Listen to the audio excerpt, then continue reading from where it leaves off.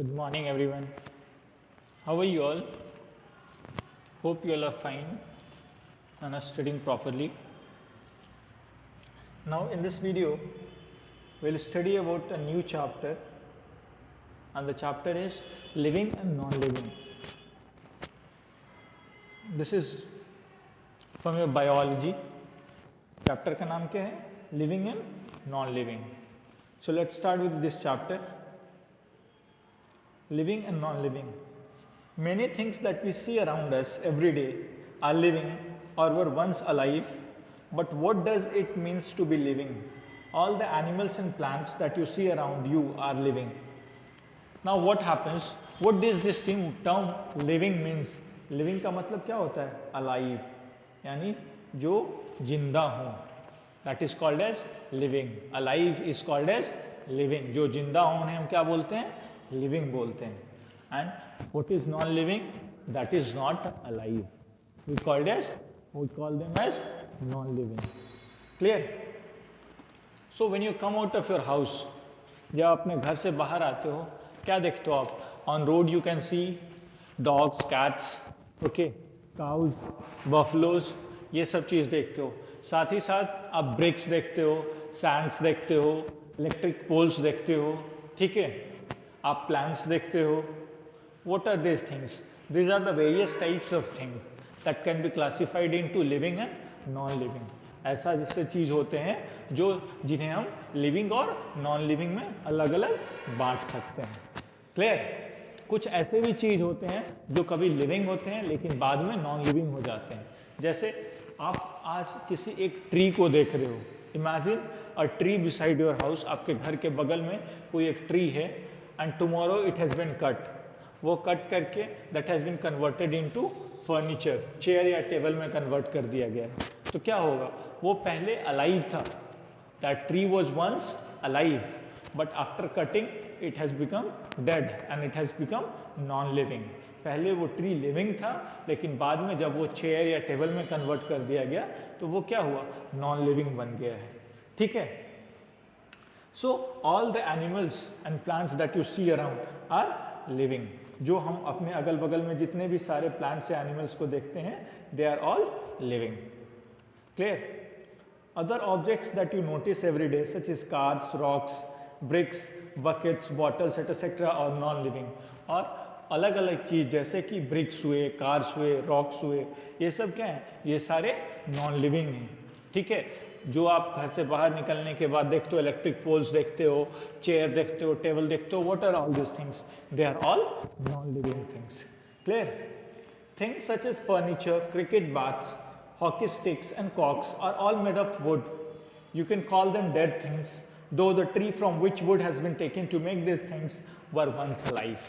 लेकिन जब आप एग्जाम्पल लेते हो फर्नीचर्स का, क्रिकेट बैट का, ओके, हॉकी स्टिक का, so all this things are made up of wood and wood comes from trees and trees are once alive. They are living thing.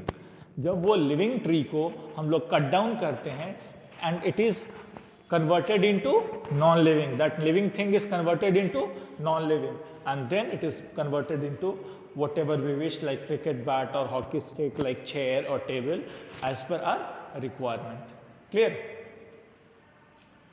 So sometimes even a living thing is converted into non-living. Clear? That living things might be once alive and then after some time it gets converted into non-living thing. Common features of living and non living things. Living thing और non living things के बीच में common features क्या होते हैं, दोनों के बीच में common characteristics क्या हैं, वो हम आज देखते हैं. All the living and non living things are made up of matter. जितना भी लिविंग हो या फिर नॉन लिविंग थिंग हो, वो किस चीज़ से बने हुए हैं? मैटर से बने हुए हैं. They are all made up of matter. Now the question is, matter क्या होता है? What is matter? So anything that has mass and occupies space. Clear? Anything that has mass and occupies space is called as matter. तो living thing या non living thing को अगर हम matter बोलते हैं, इसका मतलब क्या होता है कि लिविंग थिंग या non living thing space occupy करते हैं. जब हम उन सभी चीज़ों को कहीं पे रखते हैं तो क्या होता है? वो स्पेस ऑक्यूपाई करते हैं, उनके पास अपना मास होता है. जैसे सपोज करो आप एक लिविंग ऑर्गेनिज्म हो, क्या होगा जब आप कहीं पे बैठते हो या कहीं पे खड़ा होते हो, when you stand at some place, what happens, you occupy some space there, okay, even you have got some mass of your own, so what happens, you are a sort of matter. In the similar way, take an example of bricks. अगर आप किसी brick को pick up करते हो और brick को किसी जगह पे रखते हो तो क्या होता है, that occupies that particular space and also it has got some mass. So non-living things like bricks are also matter. That is why it is called that both living and non-living things are matter. Why? Because they have got mass as well as they occupy space. Clear? Next. Another common feature between living and non-living thing is that they are made up of structural unit. पहला common feature क्या है? They are all made up of matter. They are all made up of matter. Smallest unit जिसे हम क्या बोलते हैं? Matter. And second is they are all made up of the structural unit. Now examine the things like suppose when you go into a school or the place where you live in your house, what happens, that building is made up of by keeping up what, bricks together. bricks को एक दूसरे पे रखते हैं तभी तो वो building में convert होता है. Okay, so the smallest thing that is used in making up of a building is brick. In the similar way, the smallest thing that is used up in making our body is cell. So this smallest unit जो कि किसी भी चीज को बनाने में help करता है, what we call them as structural unit. हम इसे क्या बोलते हैं? हम इसे structural unit बोलते हैं. Clear? That the smallest unit is called as structural unit. A non-living thing like chalk can be broken into smaller and smaller particles until you get the smallest particle of the chalk. और एक non-living things like chalk को क्या करते हैं हम लोग, smaller and smaller particles में तोड़ते हैं जब तक कि सबसे smallest unit उसका नहीं मिल जाए. और वो जो सबसे smallest unit होता है उसे हम क्या बोलते हैं? We call it as a structural unit. What we call them? We call them as a structural unit. You have read that a molecule is the smallest unit of a matter, and you must have understood that what is molecule? Molecule is the smallest unit of a matter. So molecule is the structural unit of a chalk. और chalk का सब structural unit क्या है? एक molecule है. Okay. Thus molecules are a structural unit of non-living things. और molecules क्या हैं? Non-living things के structural units हैं. The structural unit of living thing is cell. So the structural unit of non-living things are molecules and structural unit of living thing is cell. These two are the important things. Please keep this in your mind. For non-living thing, smallest unit is molecule, and for living thing, smallest unit is cell. Cell vary in size and shape. There are different kinds of cell in the body of a living organism. Cell can be seen under microscope.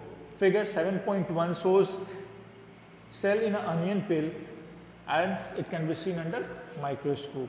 और cells का different structure होता है. They have got different shape. Here, for example, we have seen the cell of an onion peel. जो आपके घर पे प्याज होता है उसका सेल यहाँ पे. When it is seen under the microscope, this is how it appears. Clear? आया समझ में? सेल कैसा appear करता है? That is shown here in the figure. Clear? Next, till now we have seen the similarities. दो चीज़ कैसे एक दूसरे से सिमिलर हैं. अब देखते हैं दोनों में डिफरेंस क्या है. लिविंग और नॉन लिविंग के बीच में डिफरेंस क्या है ये देखते हैं. You will be able to observe some differences such as movement, intake of food, excretion and respiration quite easily. Now what happens? अगर आप एक ह्यूमन बींग का और एक ब्रिक का एग्जाम्पल लो. ह्यूमन बींग लिविंग है और ब्रिक नॉन लिविंग है. इसका एग्जाम्पल से हम कंपेयर करते हैं. Like we human being can move. एक जगह से दूसरी जगह पे हम अपने आप खुद ब खुद मूव कर सकते हैं. क्या ब्रिक एक जगह से दूसरी जगह पे मूव कर पाएगा? Your answer will be no. So on the basis of movement, we can say that living organisms can move from one place to another, but non-living organisms cannot. Second is intake of food. We human being need food for our survival. हम human beings लोग को क्या चाहिए? Food चाहिए for our survival. लेकिन क्या BRICS को food चाहिए? Do bricks need food for the survival? Bricks को फूड चाहिए उनके जिंदा रहने के लिए, जीने के लिए? Your answer will be no. So bricks do not need food for their survival. This is the second point. Third is excretion. Like we human being undergo what? We excrete out carbon dioxide, we excrete out urine, we excrete out undigested food material. क्या ऐसा कुछ digestion या किसी प्रकार का excretion ये brick करता है? Your answer will be no. Okay, so with respect of all these things, we can differentiate between living and non-living organism. We normally recognize a living thing by its activities such as walking or running. और normally जो हम लोग हैं, हम लोग क्या करते हैं? लिविंग थिंग और नॉन लिविंग के बीच में डिफरेंस किस बेसिस पे लाते हैं? बाय देयर वॉकिंग और running, bye there movement. But this is not true. Okay, this is not true. आप जैसे कि आप ट्री, एक प्लांट को आप लिविंग मानते हो, तो क्या प्लांट मूव करता है? Your answer will be no.